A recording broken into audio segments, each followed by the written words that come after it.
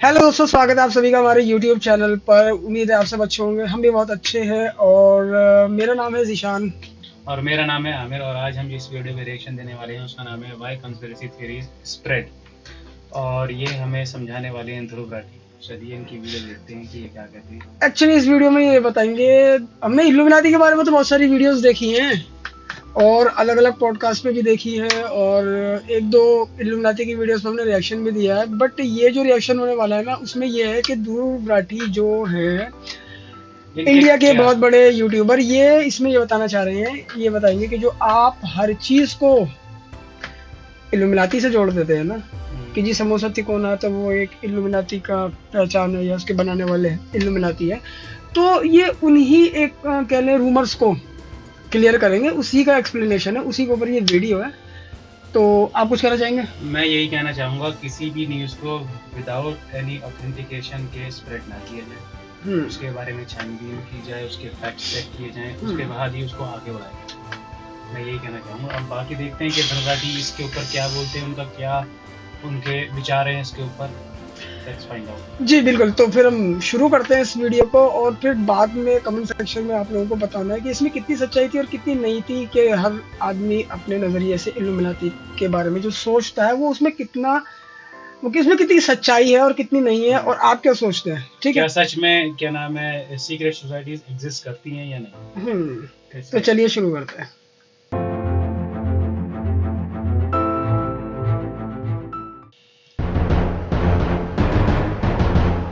कैसे हो दोस्तों? सच सुनना चाहते हो? सह नहीं पाओगे।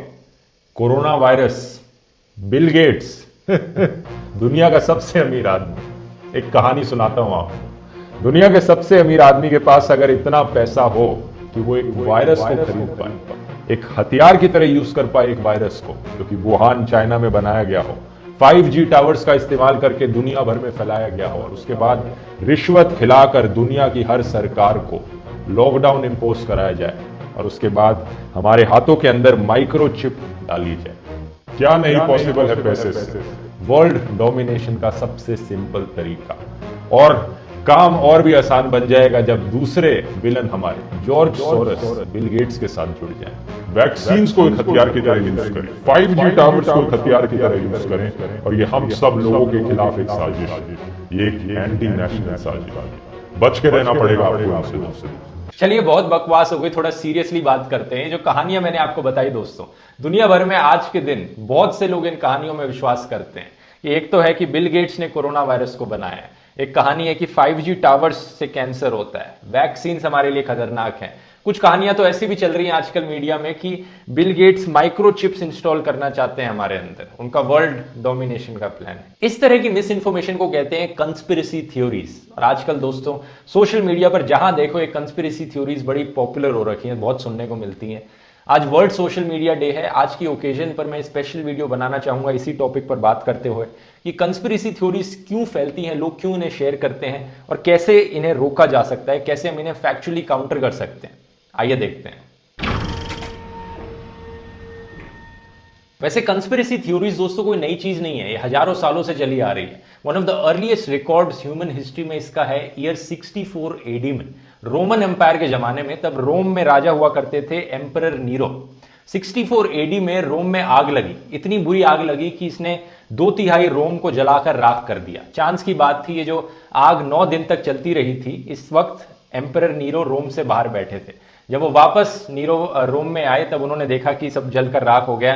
उन्होंने रीबिल्डिंग शुरू करी और उन्होंने अपना एक नया पैलेस बनाया बड़ा सा।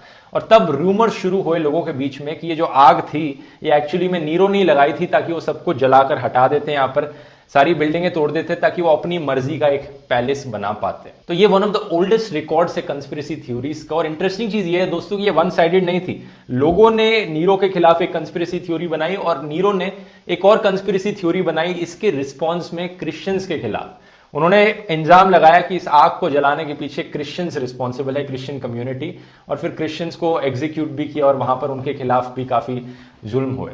सिमिलरली 1940s के जर्मनी में भी जूस के खिलाफ बहुत सी कंस्पिरेसीज बनाई जाती थी। उन्हें ऐसी चीजों के लिए ब्लेम किया जाता था जिसके लिए वो एक्चुअली में रिस्पॉन्सिबल नहीं थे, और उसका एंड रिजल्ट क्या निकला ये हम सब जानते ही हैं। तो आप देख सकते हैं कि जो कंस्पिरेसी थ्योरीज हैं इसके किस हद तक नेगेटिव कॉन्सिक्वेंसेज हो सकते हैं। अब एक तो ये है कि आप मिस इन्फॉर्मेशन फैलाने लग रहे हो, लोगों को झूठ बता रहे हो, तो ज़्यादातर टाइम ये हार्मलेस होता है। लेकिन मैं बताना चाह रहा हूँ कि अगर ये कंस्पिरेसी थ्योरीज एक स्पेसिफिक कम्युनिटी को टारगेट करेंगी, एक स्पेसिफिक इंसान को टारगेट करेंगी, तो इसके किस हद तक कॉन्सिक्वेंसेज हो सकते हैं। इसलिए हमें जानना बहुत ज़रूरी है दोस्तों कि कंस्पिरेसी थ्योरीज क्यों ओरिजिनेट होती हैं, कैसे फैलती हैं और कैसे हम इन्हें रोक सकते हैं, लॉजिकली काउंटर कर सकते हैं। तो सवाल यहां पर ये उठता है कि क्यों करते हैं लोग इसमें बिलीव, क्या रीजंस हैं इसके पीछे। दोस्तों जो रीजंस हैं उनको दो मेन कैटेगरी में डिवाइड किया जा सकता है, एक है साइकोलॉजिकल रीजंस और एक है सोशल रीजंस। पहले अगर हम साइकोलॉजिकल की बात करें तो कई रिसर्च पेपर्स में बताया गया है कि कंस्पिरेसी थ्योरीज बेसिकली एक जरिया है इंसानों के लिए कॉम्प्लेक्स दुनिया को समझने का और इंफॉर्मेशन को ऑर्गेनाइज करने का। स्पेशली जो एक्स्ट्रा ऑर्डिनरी इवेंट्स होते हैं, दुनिया हिला देने वाले इवेंट्स होते हैं, जिसकी एक्सप्लेनेशन क्लियर नहीं होती है, हमें पता नहीं होता कि क्या एग्जैक्टली कॉजेज हैं उसके पीछे, तो वहां पर मिसिंग इंफॉर्मेशन को हम अपनी क्यूरियोसिटी से फिल इन करने की कोशिश करते हैं। ये इंसानों की टेंडेंसी है करने की। फॉर एग्जांपल जैसे कि जो बर्मुडा ट्रायंगल है, सब जानते हैं कि वहां पर कितने जहाज और फ्लाइट्स मिसिंग पाए गए हैं, लेकिन हमें एक्सप्लेनेशन नहीं पता कि ऐसा क्यों होता है। तो कई लोगों ने कंस्पिरेसी थ्योरी बनाई है कि वहां पर एलियंस आकर फ्लाइट्स को उठा ले जाते हैं, जहाजों को उठा ले जाते हैं। सिमिलरली जो मलेशियन एयरलाइंस की फ्लाइट अभी हाल ही में डिसअपियर हो गई थी, किसी को नहीं पता कि वो कहां पर है, कुछ नहीं पाया गया। तो कई लोगों ने कंस्पिरेसी थ्योरी बनाई कि एलियंस आकर उस फ्लाइट को उठा ले गए। या फिर वो ऐसे इवेंट्स होते हैं जो बहुत ही यूनिक हो, बहुत ही कम चांसेस हो ऐसा होने का, लेकिन हो गया वहां पर। इन केसेस में सबसे ज्यादा कंस्पिरेसी थ्योरीज देखने को मिलती है। 9/11, मून लैंडिंग, कोरोना वायरस, ये सारे ऐसे एग्जाम्पल्स हैं दोस्तों, ऐसे इवेंट्स हैं जो बहुत ही यूनिक हैं, एक्स्ट्रा ऑर्डिनरी हैं, आमतौर पर ऐसा होता नहीं है और चौंका देने वाले हैं। एक दूसरा रीजन है जिसे हम कह सकते हैं इल्यूजनरी पैटर्न परसेप्शन। एग्जाम्पल के साथ समझाता हूं। इस नंबर को देखिए स्क्रीन पर, क्या आप इस नंबर में कोई पैटर्न देख सकते हैं दोस्तों? नीचे कमेंट्स में लिखकर बताइए। इंटरेस्टिंग चीज ये है, नीचे कमेंट लिख लिया तो अब मैं आगे बोलता हूं। इंटरेस्टिंग चीज ये है दोस्तों कि 50% लोगों को लगेगा कि हाँ इसमें पैटर्न एग्जिस्ट करता है, 50% को लगेगा नहीं एग्जिस्ट करता। और रियलिटी ये है कि ये कंप्लीटली रैंडमली जनरेटेड नंबर है, यहाँ पर कोई पैटर्न एग्जिस्ट नहीं करता। एक और एग्जाम्पल देता हूं। इस फोटो को देखिए, आइसलैंड में ली गई फोटो है। क्या हाथी का चेहरा देख सकते हैं आप यहाँ पर? या फिर इस ड्रॉर की फोटो को देखिए, क्या आप इसमें फेस देख सकते हैं, दो आंखें और मुंह? दोस्तों ह्यूमंस की ये टेंडेंसी है कि हम हमेशा पैटर्न ढूंढने की कोशिश करते हैं, डॉट्स को कनेक्ट करने की कोशिश करते हैं, अलग अलग इवेंट्स को एक दूसरे से रिलेट करने की कोशिश करते हैं। तो बेसिकली पैटर्न ढूंढने की कोशिश करते हैं, चाहे कोई पैटर्न एग्जिस्ट भी ना करता हो, चाहे कंप्लीटली रैंडम चीजें हो, फिर भी हम वहां पर एक्सप्लेनेशन ढूंढने की कोशिश करेंगे, पैटर्न ढूंढने की कोशिश करेंगे। अब कुछ लोगों में टेंडेंसी ज्यादा होती है, कुछ लोगों में कम होती है, लेकिन अगर आप इसे एक्सट्रीम लेवल तक ले जाओगे, अपनी जिंदगी के हर एस्पेक्ट में इसे अप्लाई करोगे, तो आपकी थिंकिंग बदल जाएगी। इस टाइप की थिंकिंग को कहेंगे टीलियोलॉजिकल थिंकिंग। एग्जाम्पल के साथ फिर से समझाता हूं। अगर आप एक 3 साल के बच्चे से पूछोगे कि बारिश क्यों होती है, तो वो शायद आपको जवाब देगा क्योंकि देखो जो पेड़ पौधे हैं ना, उन्हें प्यास लगती है, इसलिए बारिश होती है, ताकि उनकी प्यास बुझ सके। या फिर आप उससे पूछोगे कि पत्ते क्यों होते हैं पेड़ पर, तो वो आपको शायद जवाब देगा ताकि जो जानवर हैं उनको शेड मिल पाए, इसलिए पेड़ पत्ते उगाते हैं। तो इस थिंकिंग में कैरेक्टरिस्टिक क्या है? ये बेसिकली जो बच्चे हैं वो सोचते हैं कि हर चीज के पीछे एक पर्पस होता है, एक इंटेंशन होता है। बारिश होती है एक पर्पस की वजह से। सिमिलरली एक्स्ट्रा ऑर्डिनरी इवेंट्स को कंस्पिरेसी थ्योरिस्ट पर्पस और इंटेंशन देने की कोशिश करते हैं, जहां पर शायद एग्जिस्ट नहीं करता कोई पर्पस। कि कोरोना वायरस क्यों फैलने लग रहा है आज के दिन? पक्का किसी ने बनाया होगा, पक्का ये बायो वेपन है जो किसी का हाथ है इसके पीछे, तभी आज दुनिया में फैलने लग रहा है। ये लोग इस रैंडम एक्सप्लेनेशन से सेटिस्फाइड नहीं है कि देखो कोरोना वायरस फैल रहा है, हो सकता है ये रैंडमली ओरिजिनेट किया हो, किसी का हाथ नहीं है इसके पीछे। रैंडम इवेंट्स होते हैं दुनिया भर में, हर जगह होते रहते हैं, कॉन्स्टेंटली होते रहते हैं। अगर हम सोशल कैटेगरी ऑफ रीजंस की बात करें तो इसमें सबसे पहले आता है वैलिडेशन सीक करना। वो लोग जो ज्यादा अकेले रहते हैं या सोसाइटी से लेफ्ट आउट फील करते हैं, ज्यादा उन्होंने कुछ अचीव नहीं किया है या फिर अनएजुकेटेड हैं, वो लोग अपने आप को वैलिडेटेड फील कराने के लिए, स्पेशल फील कराने के लिए कि देखो मुझे भी यहाँ पर आता है, मैं भी इन्फॉर्म्ड हूँ, अपनी सोशल सर्कल में ज्यादा स्टैंड आउट करने के लिए कंस्पिरेसी थ्योरीज को फैलाते हैं। बेसिकली ये दिखाना चाहते हैं कि हम ज्यादा इन्फॉर्म्ड हैं बाकी और लोगों से पॉलिटिकल और सोशल इवेंट्स के बारे में। तो ये भी जो कंक्लूजन है, ये भी एक रिसर्च ने बताया है। तो जो भी रिसर्च मैं मेंशन कर रहा हूँ सबका लिंक मैं डिस्क्रिप्शन में डाल दिया मैंने, आप जाकर खुद उन रिसर्च के एब्स्ट्रैक्ट्स पढ़ सकते हैं कि एग्जैक्टली क्या कंक्लूजन्स निकाले हैं उन्होंने कि लोग क्यों कंस्पिरेसी थ्योरीज को शेयर करते हैं। ऑब्वियसली मैं यहाँ पर शेयर करने की बात कर रहा हूँ, ओरिजिनेशन की बात नहीं कर रहा, क्योंकि अक्सर कंस्पिरेसी थ्योरीज को पॉलिटिकल इंटेंशन से ओरिजिनेट किया जाता है। जैसे हमने एम्परर नीरो के केस में देखा था, उसने कंस्पिरेसी थ्योरी इसलिए फैलाई थी ताकि वो अपने आप को बचा सकता, अपनी पॉलिटिकल इमेज बचाने के लिए, इंप्रूव करने के लिए कंस्पिरेसी थ्योरी फैलाई थी। तो ये रीजन हो सकता है फैलाने के पीछे, और फैलती क्यों है ये उसके रीजंस हैं। कुछ और रिसर्च में मेंशन करना चाहूंगा जो बताती हैं कि किस टाइप के लोग ज्यादा वल्नरेबल होते हैं कि कंस्पिरेसी थ्योरी का शिकार बन जाएंगे। एक रिसर्च बताती है कि जो लोग क्राइसिस इवेंट से गुजर रहे हैं या बड़े डिजास्टर्स होते हुए देख रहे हैं, तब ज्यादा पॉसिबिलिटी होती है कंस्पिरेसी थ्योरी फैलने की। जैसे जो इल्यूमिनाटी की कंस्पिरेसी थ्योरी है वो येलो फीवर के टाइम पे फैली थी सबसे पहले, और जो 9/11 के अटैक्स हुए थे वो तो आप जानते ही हैं कि उस टाइम पे बहुत सी कंस्पिरेसीज फैली थी, मून लैंडिंग पे बहुत सी कंस्पिरेसीज फैली थी। दूसरा ये बताया गया है कि जो लोग पावरलेस फील करते हैं, एंग्जाइटी से गुजर रहे हैं या किसी एग्जिस्टेंशियल क्राइसिस से गुजर रहे हैं, वो लोग ज्यादा बिलीव करते हैं कंस्पिरेसी थ्योरीज में, क्योंकि वो किसी को स्केपगोट बनाना चाहते हैं, किसी को बरी का बकरा बनाना चाहते हैं कि देखो ये चीज रिस्पॉन्सिबल है मेरी प्रॉब्लम के पीछे। तो कैसे हम पहचान सकते हैं कि कोई चीज कंस्पिरेसी थ्योरी है? कैसे हम बता सकते हैं कि ये चीज एक्चुअली में पॉसिबल है, हो सकता है हुई होगी, लेकिन ये चीज तो पक्का कंस्पिरेसी थ्योरी है? तो कुछ कैरेक्टरिस्टिक्स होती हैं दोस्तों सारी कंस्पिरेसी थ्योरीज की। पहली है कि हर कंस्पिरेसी थ्योरी में कोई ना कोई इवल मास्टरमाइंड होता है, कोई बड़ा सा विलन होता है जो हर चीज को चला रहा होता है, पूरी कंस्पिरेसी थ्योरी को रन कर रहा होता है, जो बहुत ही बुरा होता है और जो हर प्लान बनाता है, मास्टरमाइंड होता है हर चीज का।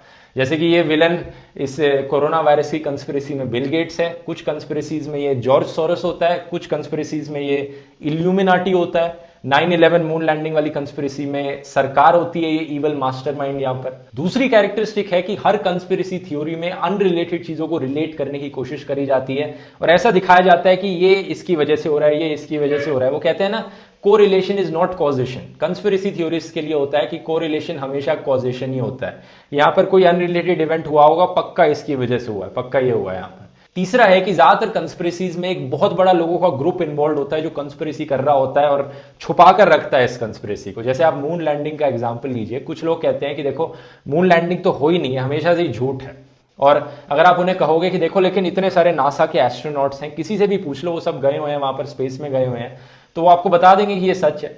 तो वो लोग कहेंगे नहीं, ये लोग भी इन्वॉल्व है, नासा के लोग भी इन्वॉल्व है इसमें, सारे के सारे एस्ट्रोनॉट्स इन्वॉल्व हैं, वो भी कंस्पिरेसी बनाकर रख रहे हैं यहाँ पर, जो कि बहुत ही अनरियलिस्टिक है सोचना। कितने क्या हजारों 10,000 एस्ट्रोनॉट्स सबके सब चुप बैठे हैं, कंस्पिरेसी बना रहे हैं, कोई बता नहीं रहा किसी को, सब पार्ट है कंस्पिरेसी का। ऐसा हो सकता है रियलिस्टिकली?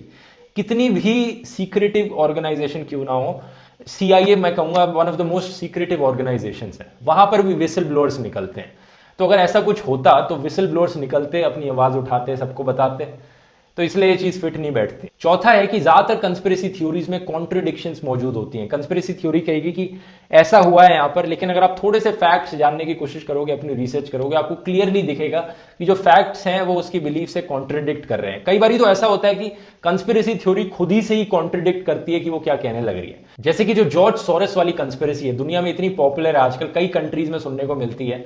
टर्की के प्राइम मिनिस्टर एर्डोगान कहते हैं कि जॉर्ज सोरोस एक जूइश कंस्पिरेसी रच रहे हैं हमारे इस्लामिक टर्की के देश के खिलाफ। ठीक है, यूके में कहा जाता है कि जॉर्ज सोरोस कंस्पिरेसी रच रहे हैं जो किस चीज के, मैं समझा नहीं। असल में टर्की में ना थोड़ा सा रिलीजियसली ज़्यादा थोड़ा सा ध्यान दिया जा रहा है जब से रजब तैयब एर्दोगान आए एज प्रेसिडेंट। तो वो थोड़ा सा बढ़ावा दे रहे हैं। जैसे बिल्कुल ये लोग वेस्ट कल्चर इन्होंने अपना रखा था, उसको धीरे धीरे कम कर रहे हैं। ये चाहते तो हैं कि हम उसमें चले जाएं यूरोप में, लेकिन यूरोप इनको हर बार नकार देता है। तो ये दोनों तरफ से कोशिश कर रहे हैं कि हम इसमें भी आ जाएं और थोड़ा सा अपने आप को सुधार भी लें, जो काफ़ी टाइम से बिल्कुल वेस्ट के कल्चर पर चलते हैं। बिल्कुल लिबरल और कम्युनिस्ट है हमारे वेस्टर्न कंट्रीज के खिलाफ, वो बॉर्डर्स को मुस्तफा कमाल अतातुर्क के टाइम से ये लोग बहुत ज़्यादा इन्फ्लुएंस हो गए थे वेस्ट के ऊपर। उसकी वजह से अब ये धीरे धीरे, अब 100 साल हो गए हैं उस बात को भी, तो चीज़ें इतनी ज़्यादा आगे चली गई हैं, उसमें टाइम लगता है वापस आने में। तो वही है। को खोलना चाहते हैं और अफ्रीकन्स और अरब्स को हमारे देश में बुलाना चाहते हैं। वो चीज़ इनको पसंद नहीं आती, वो चीज़ इनको पसंद नहीं आती है। जब तक आप क्या नाम है, देखो मैं बहुत ही आउट ऑफ सिलेबस एक एग्जांपल दूंगा कि कोई अगर बुरी बुरी चीज़ है और आप बुरे काम करोगे तो वो खुश होगी या आपसे नाराज़ होगी? खुश होगी ना। जब तक आप बुरे काम कर रहे हो वो खुश है, जब तक आप कोई उसके खिलाफ कोई अच्छा काम कर रहे हो तो फिर वो नाराज़ होगी, और जब वो नाराज़ होगी तो फिर रिएक्ट करेगी। तो वही वाली कहानी ये समझाना चाह रहे हैं हैं, यानी इस्लामिस्ट को सपोर्ट कर रहे हैं जॉर्ज सोरोस। अमेरिका में कहा जाता है कि वो फिर से जूइश कंस्पिरेसी रच रहे हैं क्रिश्चियंस के खिलाफ। इंडिया में कहा जाता है कि जॉर्ज सोरोस कंस्पिरेसी रच रहे हैं इस्लामिस्ट और क्रिश्चियंस के साथ अलाइन करके और हिंदुओं के अगेंस्ट। अब ये सारी कंस्पिरेसीज एक दूसरे के अगेंस्ट हैं। कैसा हो सकता है कि एक जूइश आदमी यहां पर क्रिश्चियंस के साथ, यहां पर क्रिश्चियंस के साथ जाए, वहां पर क्रिश्चियंस के अगेंस्ट जाए, यहां पर इस्लामिस्ट के साथ जाए, वहां उसके अगेंस्ट जाए? तो ये यार बोलने को तो देखो बहुत कुछ बोला जा सकता है, लेकिन वो होता है ना कि अब ये देखो ऐसा है कि इनके पास जो बातें होती है ना वो सारी एक तो फैक्चुअल होती है, फैक्ट से रिलेट कर रही होती है ना, वो एक कागजी बातें होती है। तो अगर कोई आदमी कागज के दम पे बोलता है तो फिर उसके आगे तो चुप होना पड़ जाता है। ये एक बिलीफ की बात होती है। अब जैसे मैं इन्हीं का अगर एक चीज पर जवाब दे दूं, जैसे ही कह रहे हैं कि भाई ये कैसे पॉसिबल है कि एक आदमी इधर क्रिश्चियन के खिलाफ बात कर रहा है, उधर हिंदू के खिलाफ बात कर रहा है, उधर इस्लाम के बारे में खिलाफ बात कर रहा है, तो वो एक ही आदमी पूरी दुनिया में मैनेज कैसे कर पा रहा है? असल में नहीं तो वो है। ये लोग अपनी अपनी कहानियां बता रहे हैं कि नहीं ये ऐसा हो रहा है, इनके साथ ऐसा हो रहा है। देखो अगर मैं हिंदू हूँ तो मैं बोलूंगा कि यार ये, और मैं ज्यादा इन्फ्लुएंस हो रहा हूँ कि भाई क्या नाम है ये ना इनके साथ कंस्पिरेसी थ्योरी ये रच रहे हैं मुसलमानों के साथ, ठीक है। चलो जो मेरा भी माइंड में एकदम से चीज आई है ना, वो अभी एंड में मैं बताऊंगा क्या चीज। अभी हर कंस्पिरेसी थ्योरी में आपको कॉन्ट्रडिक्शंस मिलेंगी ऐसी ही। पांचवी और सबसे इंपॉर्टेंट कैरेक्टरिस्टिक है कि नेक्स्ट टू इंपॉसिबल है किसी भी कंस्पिरेसी थ्योरी को डिसप्रूव करना। आप कोई भी फैक्ट्स यहां पर रखेंगे उसके अगेंस्ट, वो फैक्ट्स कंस्पिरेसी का पार्ट बन जाएंगे कंस्पिरेसी थ्योरिस्ट के लिए। अभी देख लीजिए, जैसे वीडियो मैं बनाने लग रहा हूं यहां पर, कुछ लोग कहेंगे कि क्योंकि मैं बिल गेट्स की, जॉर्ज सोरोस की, यूएस गवर्नमेंट की इमेज बचा रहा हूं, क्योंकि उनके खिलाफ कंस्पिरेसी थ्योरीज को डिसप्रूव करने लग रहा हूं मैं, तो मैं भी इस कंस्पिरेसी थ्योरी का पार्ट हूं, मैं भी इस साजिश का पार्ट हूं। इन तीनों ने मुझे पैसे दिए हैं बोलने के लिए। तो आप जो भी बोलोगे, जिस भी मीडिया सोर्स को कोट करोगे, जो भी फैक्ट आप उनके सामने रखोगे, वो सब उस कंस्पिरेसी का पार्ट बन जाएंगे कि देखो ये सब इसमें शामिल है, तभी हो सकता है ऐसा। तो फिर सवाल यहां पर ये उठता है कि कैसे हम काउंटर कर सकते हैं इन कंस्पिरेसी थ्योरीज को, कैसे हम इन्हें फैलने से रोक सकते हैं।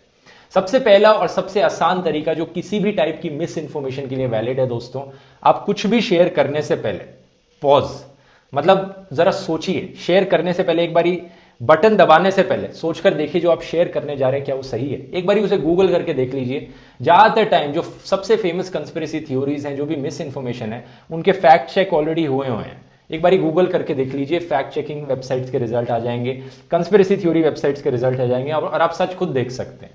फॉर एग्जाम्पल, जैसे जो मून लैंडिंग वाली कंस्पिरेसी थ्योरी है, उसमें अक्सर ये पॉइंट्स उठाए जाते हैं कि देखो फ्लैग क्यों हिल रहा था मून पर, शैडोज क्यों टेढ़ी मेढ़ी थी, उन सबके रीजंस अवेलेबल हैं ऑलरेडी। फ्लैग इसलिए हिल रहा था क्योंकि जो नील आर्मस्ट्रॉन्ग जब फ्लैग लगा रहा था, ऐसे फ्लैग उसके मोशन की वजह से हिल रहा था। ऐसा नहीं था कि हवा तो नहीं होती मून पे, हम सब जानते हैं, लेकिन उस मोशन की वजह से फ्लैग हिल रहा था। सिमिलरली शैडोज के पीछे रीजन ये है कि बहुत ही वाइड एंगल कैमरे इस्तेमाल किए गए थे। तो फैक्ट्स बहुत आसानी से मिल जाएंगे, बस आपको पॉज करना है एक बारी। लेकिन आप तब क्या करेंगे जब कोई फैक्ट चेक अवेलेबल नहीं है? मैं कहूंगा दोस्तों थोड़ा क्रिटिकली सोचकर देखिए। जब भी आप कुछ इंटरनेट पर सुनते हैं, पहले तो ये जानने की कोशिश कीजिए क्या उसमें ये कैरेक्टरिस्टिक्स हैं कंस्पिरेसी थ्योरी वाली, जो मैंने पिछले सेक्शन में बताई थी। अगर आपको ये दिखती हैं तो थोड़ा आप ढूंढने की कोशिश कीजिए क्या कुछ कॉन्ट्रडिक्शंस हैं जो कंस्पिरेसी थ्योरी के अंदर अवेलेबल है। और इसके बाद आप थोड़ा साइंटिफिकली सोचिए। कोई भी स्टेटमेंट या थ्योरी आपने सुनी है तो उसे एक हाइपोथेसिस की तरह कंसिडर कीजिए। जैसा आपने क्लास 8-9 में केमिस्ट्री में किया होगा, या फिर कोई भी थीसिस करते हुए करते हैं, एक हाइपोथेसिस रखते हैं साइंस में आप, और फिर आप देखते हैं कि उसके फेवर में कौन से आर्ग्यूमेंट्स हैं यहाँ पर और उसके अगेंस्ट कौन से आर्ग्यूमेंट्स हैं। फिर दोनों को कंपेयर करके देखिए कि कौन से आर्ग्यूमेंट्स ज्यादा सेंस बनाते हैं, कौन से आर्ग्यूमेंट्स ज्यादा लॉजिकल हैं यहाँ पर। और फाइनली याद रखिए कि correlation is not equal to causation. Example से समझाऊं तो एक बड़ी फेमस कंस्पिरेसी थ्योरी काफी टाइम से चली आ रही है कि ईवीएम हैक हुए हैं। नरेंद्र मोदी ने इलेक्शंस ईवीएम हैक करके जीती है।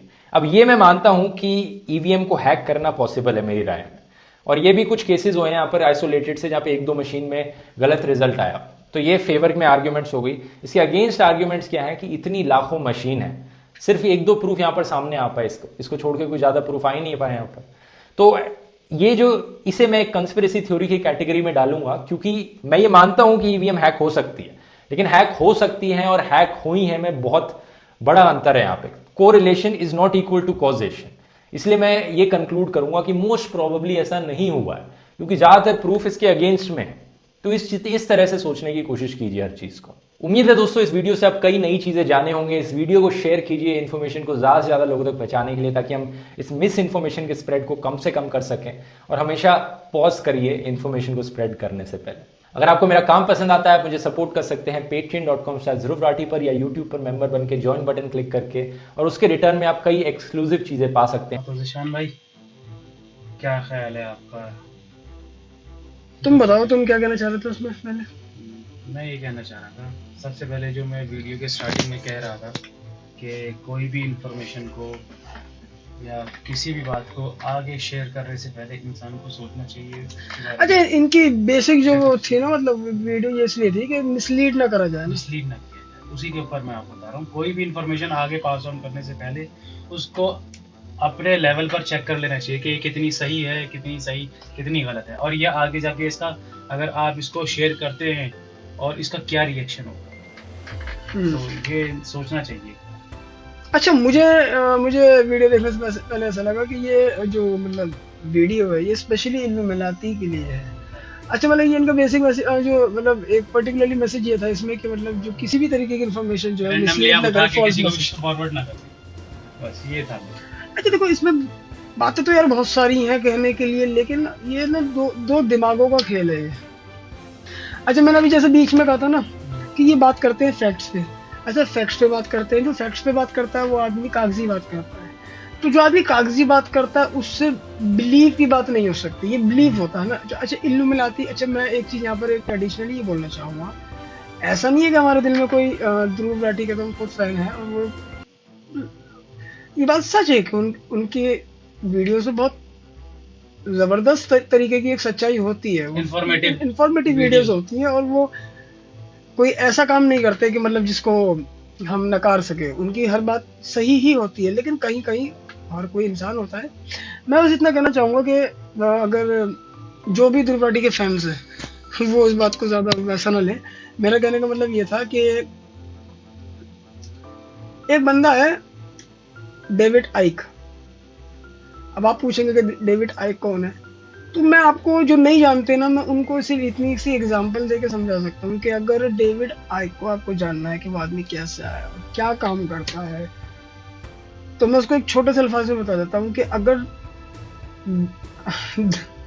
डेविड आइक का कोई बेटा होता तो वो ध्रुव राठी जैसा होता। और ये मैं टॉन्ट नहीं मार रहा, ये ताना नहीं दे रहा, ये आपको सच बात बता रहा हूँ, वो ऐसे ही हैं।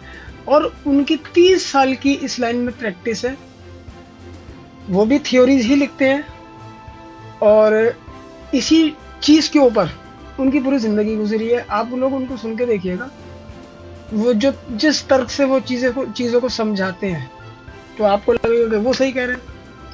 हाँ, हम इस चीज को सपोर्ट नहीं करते कि समोसा ट्राइंगल है तो उसके बनाने वाला इल्लुमिनाती है, या वो इल्लुमिनाती की एक साजिश है, वो हमें समोसे खिला रहे हैं।